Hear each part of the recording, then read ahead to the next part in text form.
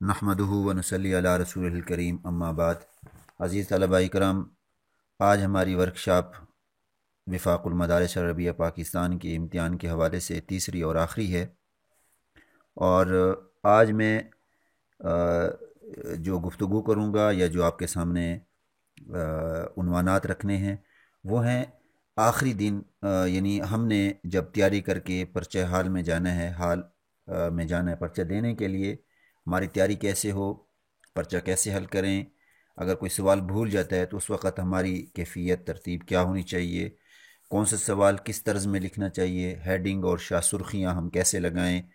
رموز اور ترخیم کا ہم کیسے خیال رکھیں،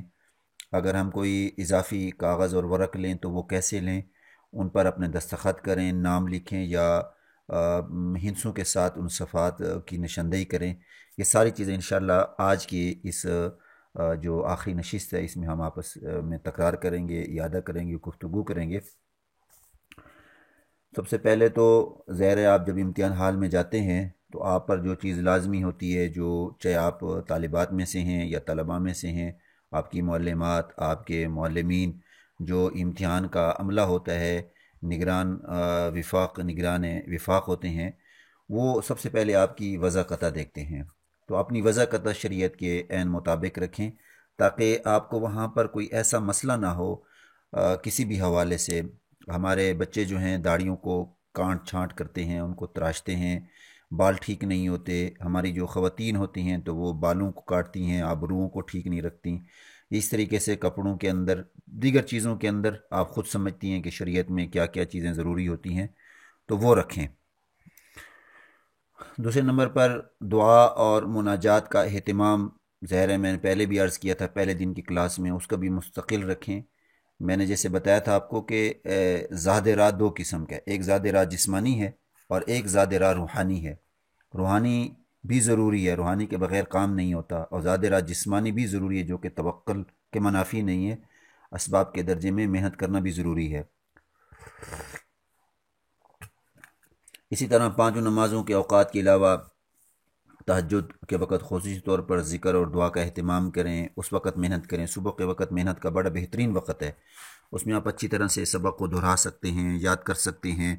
کسی بھی مشکل میں آپ اللہ سے جو ہے اپنے مشکلات کو حل کروا سکتے ہیں۔ امتحان کے مطلب ہے کہ جس دن آپ کا امتحان ہوگا، سب سے پہلے جب آپ امتحان میں جا رہے ہوں گے، اپنے جیب سے ہر قسم کا کاغذ، خواہ سادہ ہو یا اس پر کچھ لکھا ہو، نکال دیں تاکہ آپ مشکوک نہ رہیں۔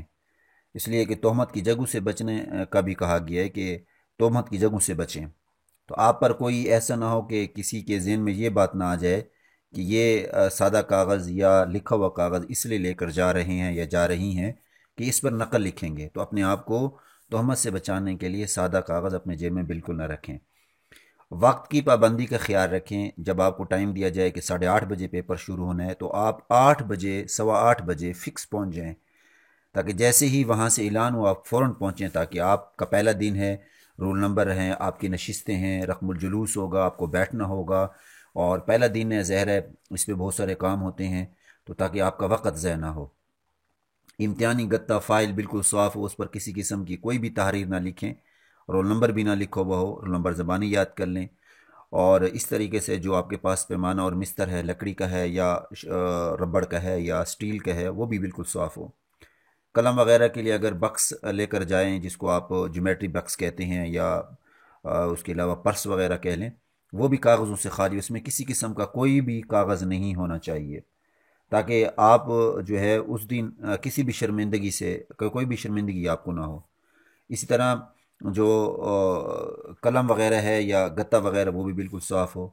اچھا، اسی طرح جو قلم کا آپ نے استعمال کرنا ہے، سرخ قلم کا بالکل استعمال نہیں کرنا، سرخ قلم جو ہے بالکل منع ہے کسی بھی درجے میں۔ اسکول، کالج، یونیورسٹی میں تو شاید سرخ کا استعمال کر سکتے ہیں، لیکن دینی مدارس کے اندر سرخ قلم کا استعمال ممنوع ہے، اور اس کی وجہ تقریباً یہی ہے کہ خسرو پرویز جو کہ دشمن اسلام تھا،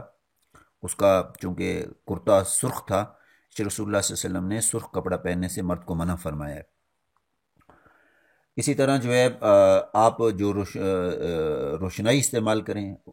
سیاہ لکھیں، سیاہی استعمال کریں، جو سیاہ ہوتی ہے، کالی ہوتی ہے، کیونکہ وہ پختہ ہوتی ہے، اور پھر یہ کہ ساتھ جو ہے خط اعتمادی کے ساتھ لکھیں۔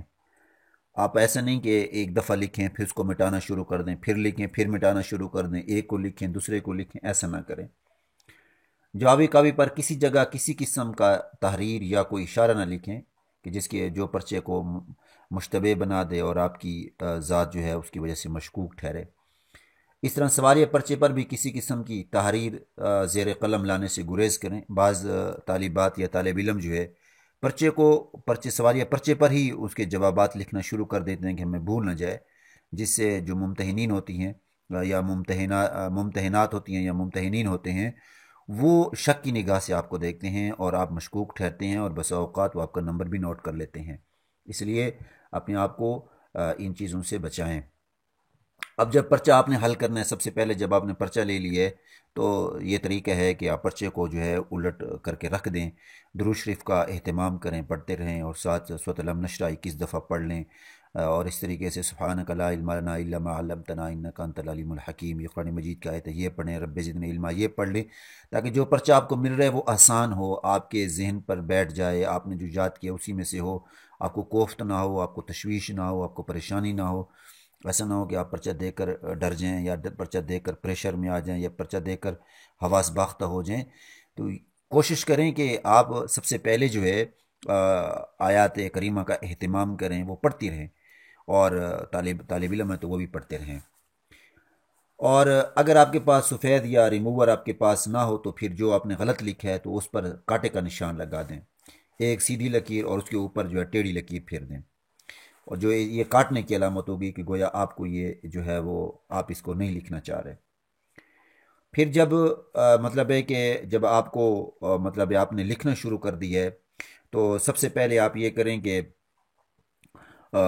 جو کاغذ آپ کے پاس جوابی کاپی آپ کو ملی ہے اس پہ آپ نے لکیر کھینچیں، حاشیہ بنا لیں، ہر صفحے کے دونوں طرف حاشیہ بنیں۔ بہتر یہ ہے کہ اوپر نیچے جہاں سے سطور شروع ہوتی ہیں اور جہاں ختم ہوتی ہیں وہاں بھی اسی قلم سے لکیر کھینچ دیں جس سے حاشیے کی لکیر کھینچی ہے۔ حاشیہ نہ بہت تنگ ہو نہ بہت چوڑا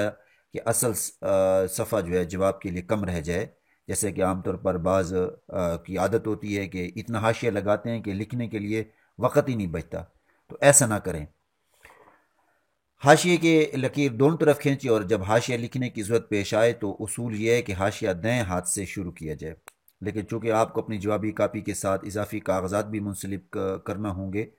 تو اس کے لیے آپ اسٹیپل کریں گے، تو حاشیہ اس کے اندر بھی جو ہے وہ چھپ سکتا ہے، لہٰذا دائیں صفحہ میں تو حاشیہ دائیں طرف ہی لکھیں، اور بائیں صفحے پر حاشیہ بھی بائیں طرف لکھیں، جیسے کہ عام طور پر ہماری کتابوں میں ہوتا ہے۔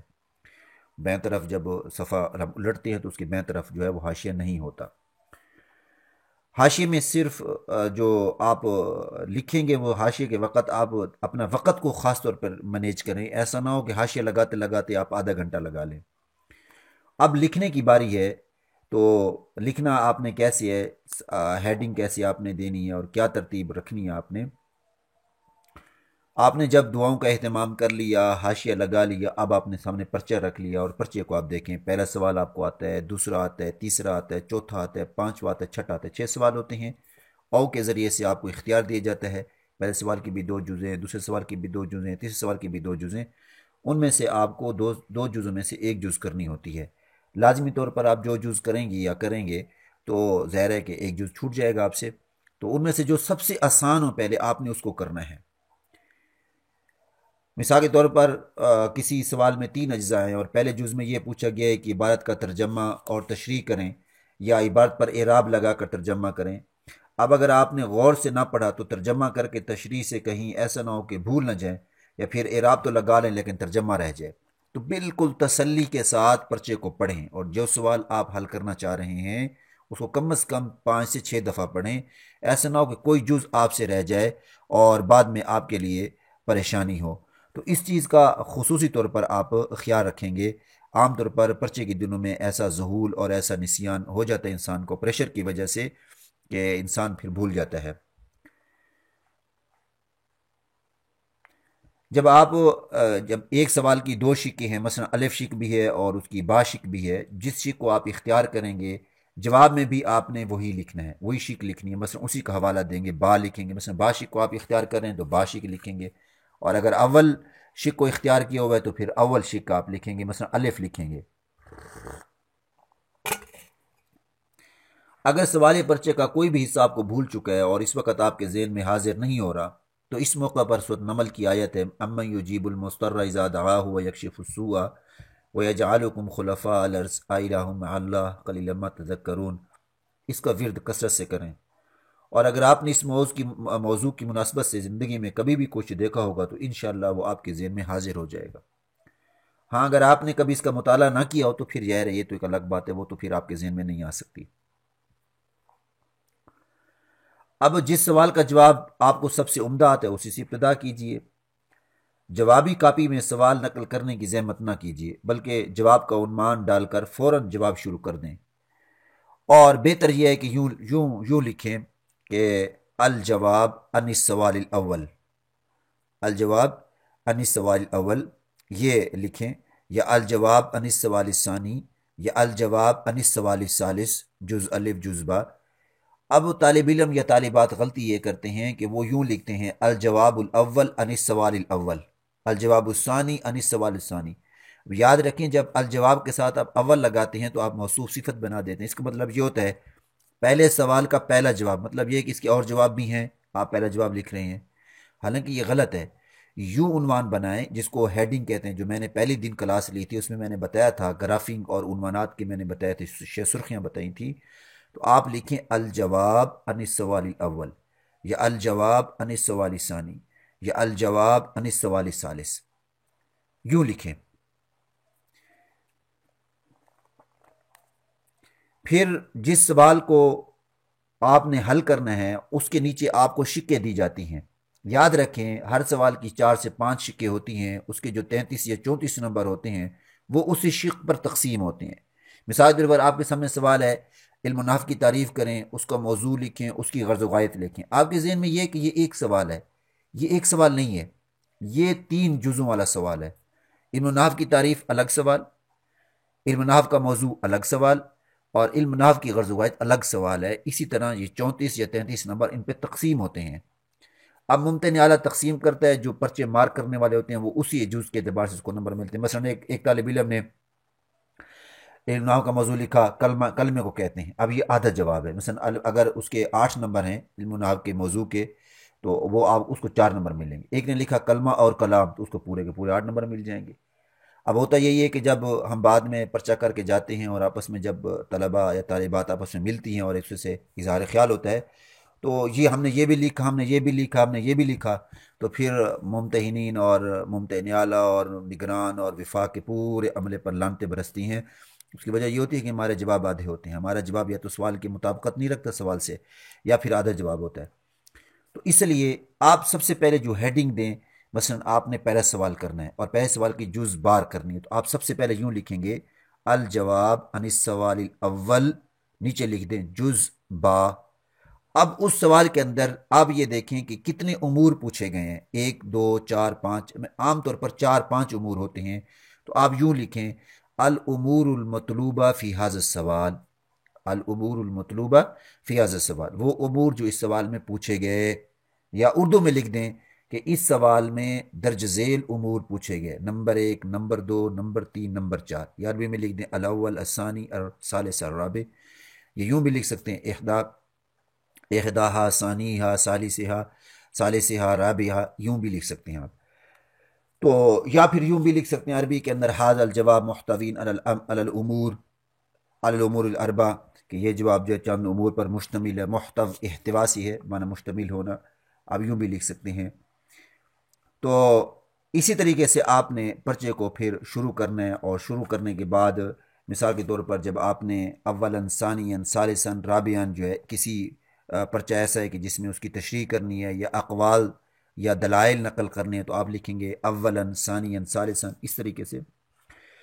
اور جس موضوع سے متعلق پرچہ ہو اس کے حل کے لیے دوسرے تمام متعلقہ علوم یا کتب سے ضرور مدد لیں۔ مثال کے طور پر فقہ میں قرآن حدیث، قرآن اور حدیث سے، اصول فقہ اور اصول حدیث سے، اور حدیث میں اصول حدیث اور فقہ سے، اصول فقہ اور تفسیر سے، اس طرح اس کا الٹ خصوصاً قواعد فقیہ اور اصول حدیث اس سلسلے میں بہت وزنی ہتھیار ہیں۔ مثال کے طور پر آپ سے اگر پوچھا گیا ہے کہ بے وقت ندا جو ہے اور یوم الجمعہ اس کا کیا حکم ہے، جمعے کی اذان کے وقت جو ہے بے کرنے کا کیا حکم ہے، تو آپ اس کی کراہت کا حکم لکھنے کے ساتھ ساتھ یہ بھی بتائیے کہ اگر کسی نے اس وقت بے کی تو منعقد ہو جائے گی، اس لیے کہ حرمت فعل جو ہے وہ لا تنافی جو ہے وہ منافی نہیں ہے احکام کے اس پر مرتب ہونے کے، لا تنافی ترتب الاحکام علیہ، یا نہیں لغیری والا اصول ذکر کر لیجئے، یا اس طریقے سے اگر بے مسرات یا دیگر بہت سارے مسائل میں الخراج بی زمان، یہ جو اصول ہیں قواعد فقیہ کے، میں نے اس پر مستقل دورہ کروایا ہے، جو ہے وہ ہمارے گروپ کے اندر بھی موجود ہے اور یوٹیوب پہ بھی موجود ہے قواعد فقیہ کے نام سے، جیسے کہ آپ کے سامنے یہ جو اشتہار لگا ہوا ہے اس میں بھی آپ دیکھیں قواعد فقیہ، عربی گرامر اور میراث کے درمیان میں لکھا ہوا ہے قواعد فقیہ کورس، یہ اسی کے متعلق تھا۔ تو یہ آپ کو مطلب ہے کہ متعلقہ جو کتب ہیں ان سے آپ کو تعاون لینا ضروری ہے، اور جب تک آپ تعاون نہیں لیں گے تب تک جو ہے آپ اس کو حل نہیں کر پائیں گے۔ اچھا، اسی طرح جہاں عربی عبارت میں آپ عربی میں پرچہ اگر حل کر رہے ہیں اور وہاں ضمائر کافی ساری ہیں، یعنی ایک ہی جگہ کافی سارے ضمائر آ رہی ہیں، اور آپ کو پتہ ہی ہے کہ ضمائر کا انتشار ممنوع ہے، ضمائر کا انتشار جائز نہیں ہے، یعنی ایک جگہ اگر کئی ساری ضمیر آ جائیں تو یہ ٹھیک نہیں ہوتا، اس میں پھر یہ کر لیا کیجئے کہ جس ضمیر کا مرجع ایک بن رہا ہو تو وہاں آپ ایک لکھتے جائیں، اور جس ضمیر کا مرجع کوئی اور بن رہا ہو تو وہاں دو لکھ دیں، تاکہ ممتحن جب پرچہ حل کرے تو اس کے ذہن میں یہی بات ہو کہ جس آدمی نے یا جس بچے نے یا جس طالبہ نے پرچہ حل کیا ہے اس کو ضمیروں کا بھی پتہ تھا، نقل نہیں لگائی، عقل کے مطابق حل کیا اور فلاں ضمیر کا مرجع فلاں ہے، تو یہ ضرور لکھیں۔ اگر آپ کے کاغذ ختم ہو گئے ہیں اور آپ اگلا کاغذ لے رہے ہیں، یاد رکھیں ہمارے ہاں دو غلطیاں کی جاتی ہیں، ایک غلطی جو اوپر ممتحنین ہوتے ہیں خاص طور پہ طالبات کے جو معلمات ہوتی ہیں وہ غلطیاں کرتی ہیں، اور دوسری جو غلطی کرتی ہیں وہ ہماری طالبات بھی کرتی ہیں، طالب علم بھی کرتے ہیں۔ طالبات اور طالب علموں کی غلطی مجموعی طور پر یہ ہوتی ہے کہ وہ دوسرا کاغذ صفحہ جب لیتے ہیں تو اس پر اپنا نام لکھتے ہیں، حالانکہ نام لکھنا ممنوع ہے، آپ نے نام نہیں لکھنا۔ آپ سب سے پہلے جو آپ کے پاس جوابی کاپی آئی ہے اس کے شروع میں آپ صفحات لکھیں۔ آپ کے پاس 4 کاغذ آتے ہیں جوابی کاپی پر، اس میں 8 صفحے ہوتے ہیں، 4 کاغذ ہوتے ہیں، 4 ورق کے 8 صفحے ہوتے ہیں، تو آپ لکھ دیں صفحہ نمبر 1، صفحہ نمبر 2، صفحہ نمبر 3، صفحہ 4، 5، 6، 7، 8۔ جب آپ اگلا کاغذ لیں گے اس پہ آپ لکھیں 9، 10، 11، 12، جو آپ لکھتے جائیں، تو صرف صفحات کا نمبر دیں، آخر میں ٹیلی کروائیں۔ ہمارے ہاں جو طالبات معلمات غلطی کرتی ہیں وہ یہ کرتی ہیں کہ جب نیا کاغذ دیتی ہیں تو اس پر اپنے دستخط کرتے ہیں، جو کہ غلط ترین حرکت ہے۔ جب کاغذ وفاق کی طرف سے ہے، وفاق کے اوپر نام لکھا ہوا ہے، تو دستخط کرنے کی کیا ضرورت ہے؟ یہ دستخط کرنا اس بات کی علامت ہوتی ہے کہ اس معلمہ کو کچھ بھی پتہ نہیں ہے، یہ گو نگرانی کرنے کے لیے تو آئی ہوئی ہے لیکن اس کو ذرا بھی علم نہیں ہے۔ اس لیے اس چیز کا بھی خاص اہتمام کریں کہ جب آپ کوئی بچہ یا بچی آپ سے اضافی کاغذ مانگتے ہیں، آپ نے دستخط نہیں کرنے، وہ وفاق کے دستخط پہلے سے شدہ ہیں، دستخط وفاق کی مہر لگی ہوئی ہے، اوپر لکھا ہوا ہے وفاق المدارس العربیہ پاکستان، آپ اس بچے کو وہ کاغذ دیں، بس بچے نے اس کے اوپر ہیڈنگ ڈالنی، البتہ یہ ہے ایک شیٹ اس کو دیں جس پر اضافی کاغذ کی جو ہے ترتیب لکھیں اور اضافی کاغذ کا نام اس کا دستخط لیں، تاکہ کل کو اس کا کوئی اضافی کاغذ گم نہ ہو، اس کا خاص خیال رکھیں۔ اب وفاقی امتحان میں جوابات کے لیے 4 گھنٹے آپ کو ملتے ہیں، لیکن آپ اپنے ذہن میں ہمیشہ یہ رکھیں کہ ہمارے پاس 3.5 گھنٹے ہیں، کیونکہ پہلے دن عام طور پر پرچہ تاخیر سے شروع ہوتا ہے اور بات کا بھی پتہ نہیں چلتا، تو اگر اپنے آپ کو ذہن طور پر آپ 3.5 گھنٹے کے لیے تیار رکھیں گے تو انشاءاللہ اچانک موقع پر آپ کو گھبراہٹ بھی نہیں ہوگی اور پریشان بھی نہیں ہوگے۔ اب 3.5 گھنٹوں کو آپ مختلف سوالات پر تقسیم کریں، پہلے اور دوسرے سوال کے جواب کے لیے سوا گھنٹہ مقرر کریں، اور آخری سوال کے لیے 1 گھنٹہ، کیونکہ پھر انسان کا ہاتھ بھی چل جاتا ہے اور اعتماد بھی بحال ہو جاتا ہے، تو آخری سوال جلدی حل ہوتا ہے۔ پہلے 2 سوال مشکل ہوتے ہیں عام طور پر، تو ان کو پھر ہر سوال کو سکون اور اطمینان کے ساتھ، اعتدال رفتار کے ساتھ آپ حل کرنا شروع کریں، جلد بازی کی ضرورت نہیں ہے، خط کو خراب نہ کریں، آہستہ، نہ تو بہت آہستہ لکھیں کہ آپ ایک ہی سوال کر پائیں اور آخر میں پھر ممتحنین آپ سے یا معلمات آپ سے پرچہ چھیننے کی کوشش کریں، اور نہ ہی بالکل اتنا تیز لکھیں کہ پہلے آدھے وقت میں آپ لکھ کر کھڑے ہو جائیں، ایسا نہ کریں۔ تو ٹائم مینجمنٹ پر قابو رکھیں، جتنا ٹائم کو آپ ترتیب سے صرف کریں گے انشاءاللہ اسی طریقے سے آپ کا پرچہ اچھی طرح سے حل ہوگا، پھر خط صاف رہے گا اور پرچہ بھی خوبصورت معلوم ہوگا، اور جو صورتیں میں نے آپ کو بتائی ہیں اس اعتبار سے انشاءاللہ یہ پرچہ جو ہے آپ کا مفید رہے گا، اور روشنوئی جو ہے، مطلب جو سیاہی ہے، آپ اس طریقے سے اس کو تیار کریں یا اچھی لیں، کہ ایسا نہ ہو کہ جب آپ لکھیں تو آپ کا کاغذ جو ہے وہ اس روشنائی سے مطلب ہے کہ گیلا ہو جائے اور باقی آپ کے سوال بھی خراب ہونا شروع ہو جائیں۔ اس کا خاص خیال رکھیں۔ اب آخری بات میں ختم کرنے لگا ہوں، اور اس سے پہلے جو خاص ہمارا جو تجربہ ہے 10 سال مارکنگ کرتے ہوئے اور اب ممتحن اعلیٰ بننے کے بعد، وہ یہ ہے کہ درجہ ثانویہ کے جو طالب علم ہیں اگر یہ کوشش کریں تو 8 سے 10 صفحات جو ہیں ان کے لیے معتدل مقدار ہے، اور مطلب ہے کہ اس میں اگر طالب علم 8 سے 10 صفحات میں اپنا سوال حل کر سکتے ہیں، لہذا اس سے زیادہ اگر اضافی کاغذ آپ لیتے ہیں، یعنی 8 سے 10 سے زیادہ لیتے ہیں، تو آپ اس طریقے سے لیں کہ مطلب ہے کہ سوال جو جواب لکھ رہے ہیں وہ سوال کے مطابق ہو، ورنہ ممتحن جو ہے وہ سمجھتا ہے کہ درجہ ثانوی کا طالب علم اتنے زیادہ کاغذ لکھنے کا مقصد اس کا وقت ضائع کرنا ہے، یا اس کو آ نہیں رہا، یا وہ بالکل غیر ضروری تشریح کر رہا ہے اور وہ آپ کے پرچے کو پڑھتا بھی نہیں اور آپ کو نمبر نہیں ملتے۔ درجہ ثانیہ خاصہ کے جو طالبات یا طلبہ ہیں 10 سے 12 صفحات ان کے لیے تقریباً بہترین ہے، آگے پیچھے 1 صفحے آگے پیچھے ہو سکتے ہیں، اگر زیادہ لکھنے چاہیں تو زیادہ سے زیادہ 14 صفحات انشاءاللہ کافی ہو جائیں گے۔ درجہ عالیہ سادسہ کے جو طالبات یا طلبہ ہیں ان کے لیے 12 سے 16 صفحات تقریباً کافی ہیں، البتہ یہ ہے کہ اگر زیادہ لکھنا چاہیں تو 17 18 صفحے سے زیادہ نہیں ہونا چاہیے۔ ہاں اگر باس لمبی آ گئی ہے، عمومی طور پر اتنی باس لمبی ہوتی نہیں ہے، لیکن اگر لمبی آ گئی ہے تو بہت زیادہ کچھ وجہ تو 18 صفحے، اس سے زیادہ نہیں ہونے چاہیے۔ عالمیہ خاص سال اول ہے، سال دوم ہیں، ان کے لیے 16 سے 20 صفحات جو ہے یہ۔ اب یہ تعداد ہم نے اس لیے بتائی تاکہ آپ کی جوابی کاپی مکمل صفائی اور خوشخطی سے مزین ہو۔ زیادہ صفحات لکھنے کی لالچ میں جلد بازی کی وجہ سے عموماً خط جو ہے بالکل بھدا ہو جاتا ہے اور خراب ہو جاتا ہے، اور اگر آپ کے ذہن میں پہلے سے ہی ایک محدود مقدار ہوگی تو آپ سکون و اطمینان سے وقت کے اندر اپنا پرچہ صحیح معنوں میں حل کر سکیں گے۔ آپ کا پرچہ حشف اور زائد سے خالی ہوگا، اور کسی قسم کی کوئی ایسی چیز نہیں ہوگی کہ جس کی وجہ سے آپ کو پھر بعد میں پریشانی کا سامنا کرنا پڑے، اور پھر ممتحن کے لیے پرچہ جانچنے کا وقت پریشانی کا باعث بھی نہیں ہوتا، پریشانی کا باعث بھی نہ ہو۔ ایسے نہ ہو کہ پرچہ چیک کرتے کرتے انسان تھک جائے۔ یاد رکھیں ہم جب پرچے مارک کرتے تھے اور ہمارے سامنے جب پرچے آتے تھے تو ہمارے ساتھی کیا کرتے تھے کہ 200 کا بنڈل ہوتا تھا تو وہ سب سے پہلے اس بنڈل کو اٹھاتے تھے کہ جس بنڈل کے پرچے تعداد میں کم ہوں، جس کے پرچے زیادہ لکھے ہوتے ہیں اس کو ہمارے ہاں کہا جاتا ہے کہ یہ کاپیوں والا، یعنی یہ کاپیوں والا بنڈل ہے۔ یوں نہیں کہتے تھے کہ جوابی کاپی والا، کہتے ہیں کاپیوں والا، یعنی اس میں بڑے بڑے کاپیاں ہیں۔ اور پھر ممتحن تھکا بیٹھا ہوتا ہے، کوشش ہوتی ہے ممتحن اعلیٰ بھی اس کو پکڑتا ہے، امتحانی کمیٹی بھی اس کی جانچ پڑتال کرتی ہے،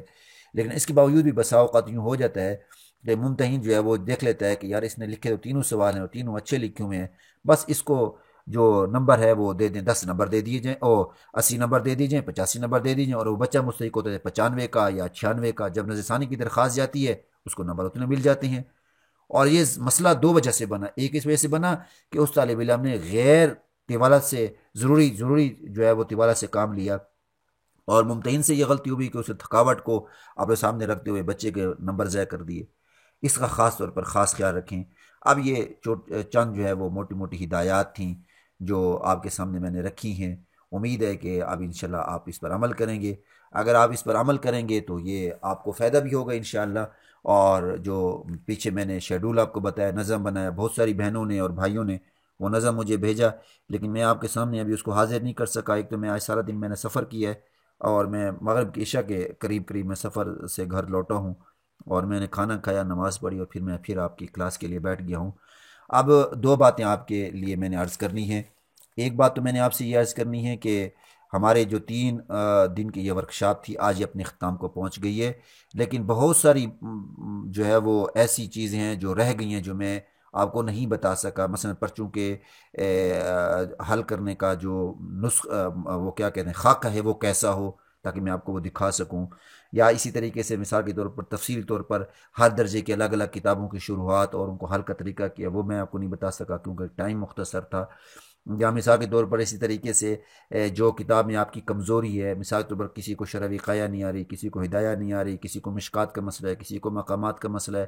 کسی کو جو ہے وہ ہدایت الناو کا مسئلہ ہے، تو یہ ان میں کمزوری کیسے دور ہو۔ اب یہ چیزیں ذرا تفصیل طلب تھیں، تو کیا خیال ہے، میرے ذہن میں یہ بات آ رہی ہے کہ 2 ہفتے بعد یا 10 دن بعد دوبارہ ورکشاپ کی ترتیب ہو جس میں ان پر بھی تفصیلی بحث ہو۔ ایک تو اس پر آپ اپنی رائے دیں، دوسرا یہ کہ انشاءاللہ آنے والے اتوار سے ہماری اکیڈمی جو کہ الفرقان آن لائن ہے، جس پر میں آن لائن جو ہے وہ کورسز کرواتا ہوں، تو اس سے انشاءاللہ ہمارے ہاں کمپیوٹر کا ایک فری کورس ہو رہا ہے 10 دن کا یا 12 دن کا، اس پہ آپ ضرور شریک ہوں۔ اور یہ جو ہم آپ کے سامنے ویب سائٹ کھڑی ہے، میں نے پہلے بھی آپ سے عرض کیا ہے کہ اس کو آپ کا پھیلانا آپ کا کام ہے۔ ہم آپ کو انشاءاللہ فری میں اور مفت میں کورس کروائیں گے، اس نیکی کو آگے پھیلانا آپ کا کام ہے۔ آپ ہی ہمارے اشتہار ہیں، آپ ہی ہمارے اسٹوڈنٹ ہیں، آپ ہی ہمارے بھائی ہیں، آپ ہی ہمارے معاون ہیں۔ تو میری جو ہے وہ یہاں تک گزارشات تھیں جو میں نے آپ کے سامنے عرض کی ہیں۔ اللہ تعالیٰ آپ کا حامی و ناصر ہو۔ السلام علیکم ورحمۃ اللہ وبرکاتہ۔